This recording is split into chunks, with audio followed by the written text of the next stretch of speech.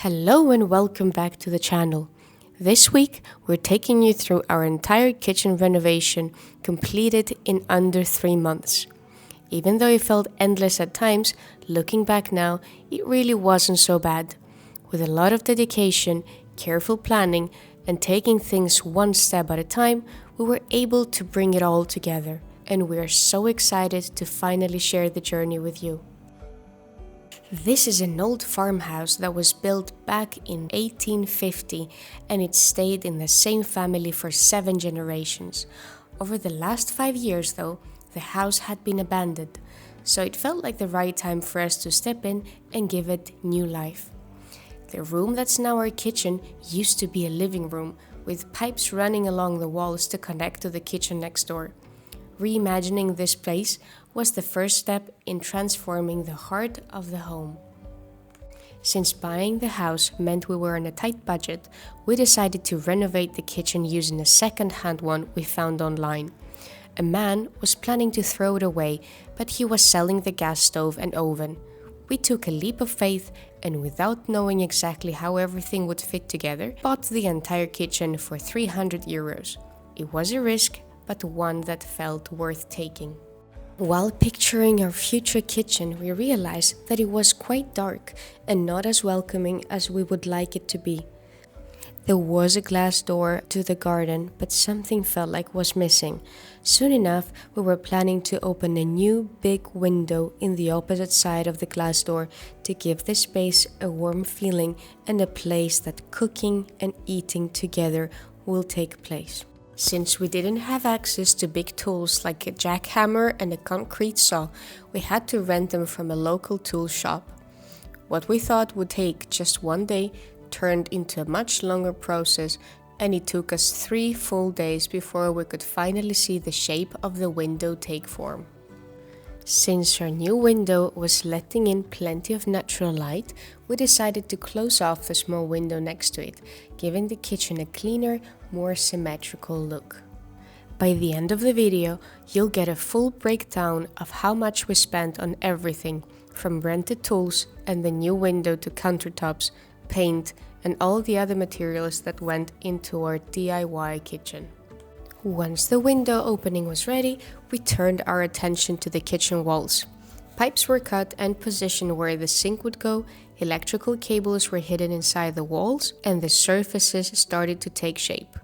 We applied a layer of mortar to even out any uneven spots and plastered the entire surface to create a smooth, clean finish. Since the plaster mix contained sand, once it had dried, we went over the walls with a wet sponge to remove any loose grains and give the surface a clean, smooth finish.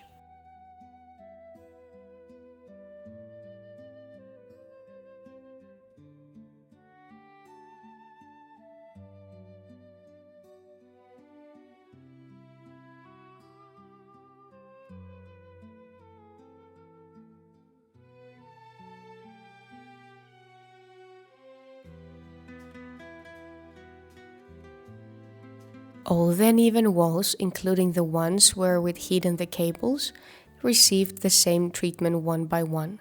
Before long, they all looked uniform and ready for a fresh layer of paint.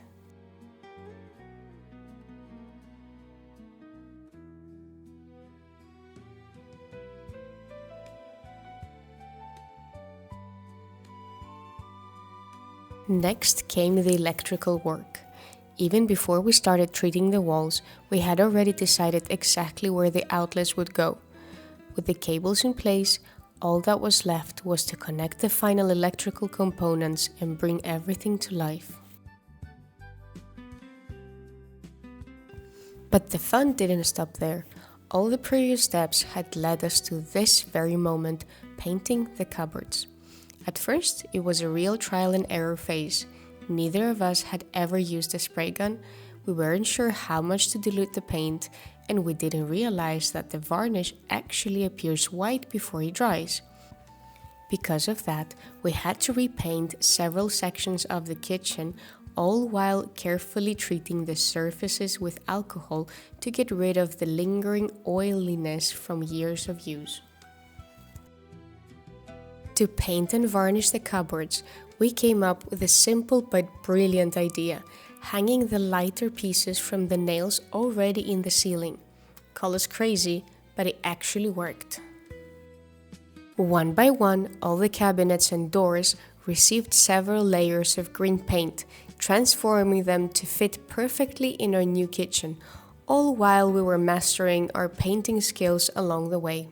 To make the job easier and less messy, we painted most of the cabinets in our bedroom, which is still waiting to be renovated, so any green stains weren't a big deal. The big cabinets, though, were a different story. We quickly realized it was easier to paint them right in the kitchen instead of trying to hold those monsters upstairs.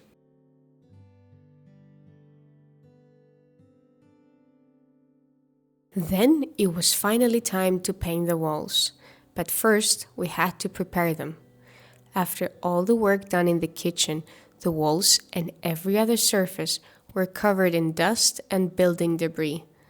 To make sure the paint would stick properly, we carefully vacuumed every surface and corner. And then came the paint. To save some money on the very expensive paint, we tried applying one thick coat, hoping it would be enough since the walls were already bright. Did it work? Of course not. This part of the renovation turned into quite an adventure. Not only did the single thick coat fail to cover the walls, but some of the areas that hadn't been plastered also started peeling. Our first attempt to fix it was fairly gentle. We sanded the affected spots and repainted them. Did it work? Of course not. Since it still wasn't clear why the paint refused to stick, our second approach was less calm. Out came the angle grinder, which we used to scrape away the surface and eliminate the problem once and for all.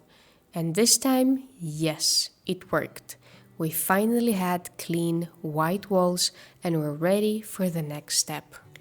All the cabinets that had been patiently drying and waiting for their turn finally started making their way into the kitchen.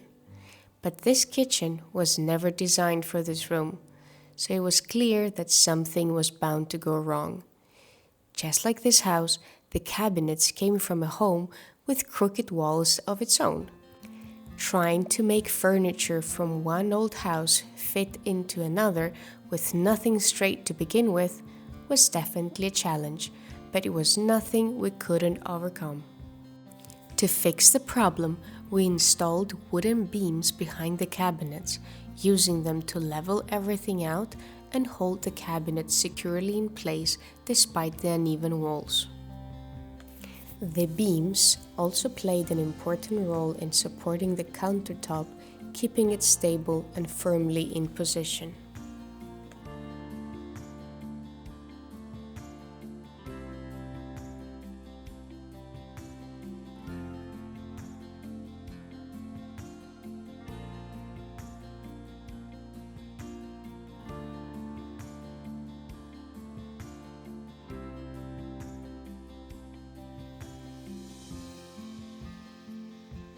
First, all the lower cabinets were set in place, followed by the upper ones. One by one, they were secured to the walls, and the kitchen finally started to take shape.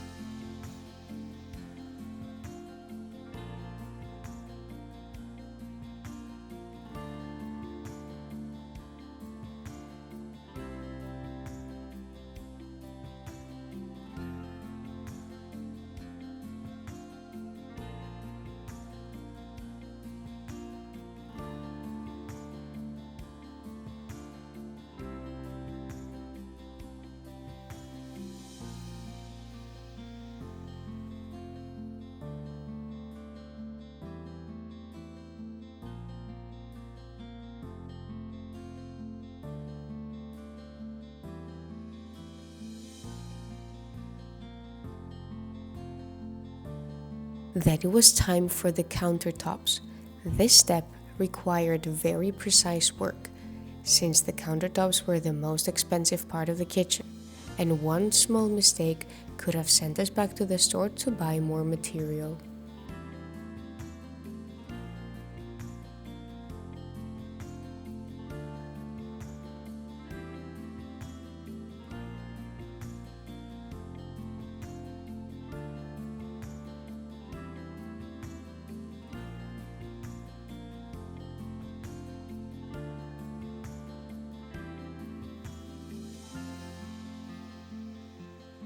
After the countertops, it was time to install the electrical appliances and the sink.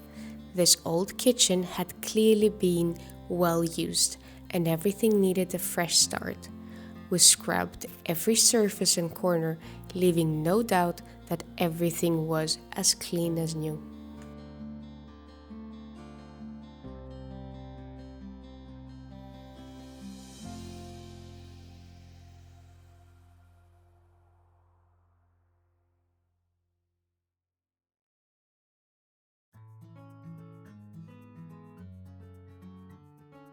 As we got closer to the finish line, we connected all the pipes under the sink and even got creative with the leftover countertop pieces, turning them into beautiful shelves for an existing nook in the kitchen. And finally, the last big green piece of our kitchen, the kitchen hood.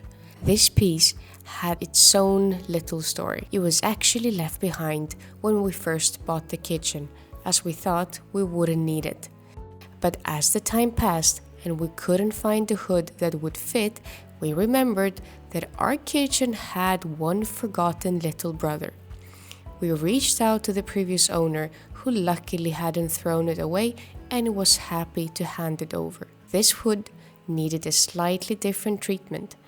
A layer of old wallpaper had to be removed first, followed by sanding and filling all the uneven spots with wood filler. And finally, it got the green paint and varnish treatment, matching the rest of the kitchen perfectly.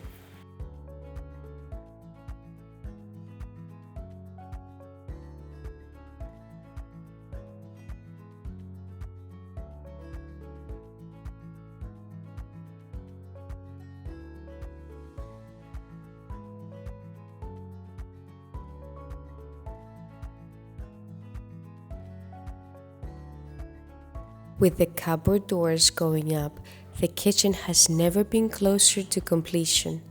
But while Gisli finishes putting everything together, let's take a look at how much we actually spent on this DIY kitchen. This kitchen was always meant to be a budget one. We tried to buy as much as possible secondhand, but some things simply had to be new. And here's the full breakdown. The kitchen interior, including the oven, gas stove, sink and hood, cost us €300. The second-hand fridge was €80, and the second-hand dishwashing machine was also €80. Electrical cables, outlets and conduits came to around €150, while plumbing materials were estimated at €100. The foldable faucet, chosen specifically so we could still open the window, cost €85. The double glazed window was €250, and the countertops, which were the most expensive item, came to €815. All the concrete, sand, wooden beams and other building materials added up to €350. Paint and varnish for the cupboards cost €210.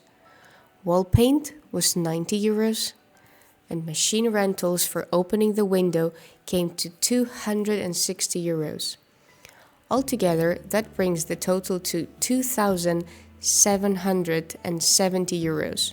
For our standards, and considering there was absolutely nothing in this kitchen to begin with, we were really happy with both the result and the final cost.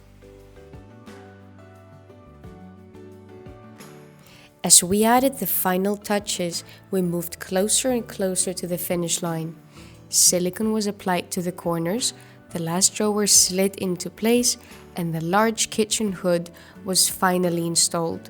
Something we had to wait for a family to help us with, since it was far too heavy for just the two of us.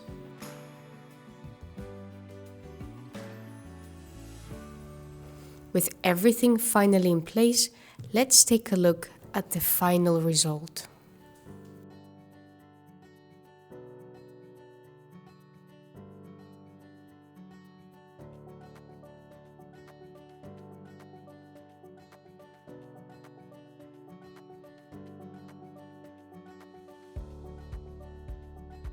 This kitchen turned out exactly how we imagined it, if not a little better.